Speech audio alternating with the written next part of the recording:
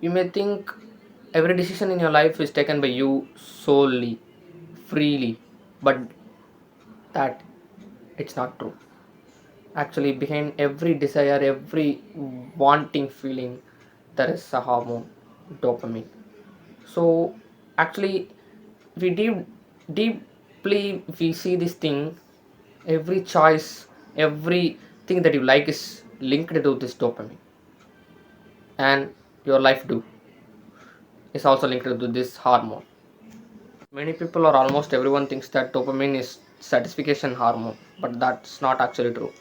Dopamine, if say like that's a dopamine hit for you, like there is dopamine released in your brain, and that doesn't satisfy you.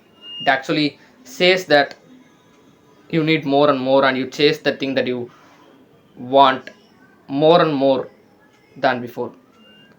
For take an example of like, mm, take an example that something that you like. So by doing something, you get a dopamine hit, and that's desire is not satisfied completely, but you got a feeling of I want that more, I need that more, and you chase that endlessly. That's what dopamine does to you.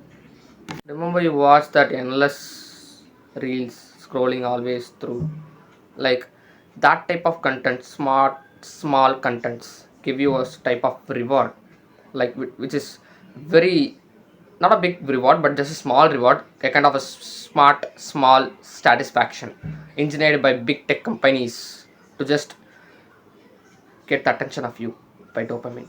So every reel gives you an unpredictable reward, so that every time you scroll you see new things and you get a mini dopamine hit. That's what they want, so that your attention is engineered by them very carefully for that thing. At some point of your life you will surely be experiencing this, like if something is very hard to do and you somehow done that, the feeling that you got in the end is the real dopamine. Like without doing something hard, or if something gets to you very easily, that is cheap dopamine, and it's makes you addictive to that, and you want more and more and you chase it endlessly. So for example, uh, take an example of any other thing that gives you a slow dopamine hit or a delayed gratification, like you are playing something that is hard to win, so you train hard and after months or years you win. That dopamine hit is literally different from watching Instagram reels and shorts. Think of it like this: easy reward, easy dopamine hit.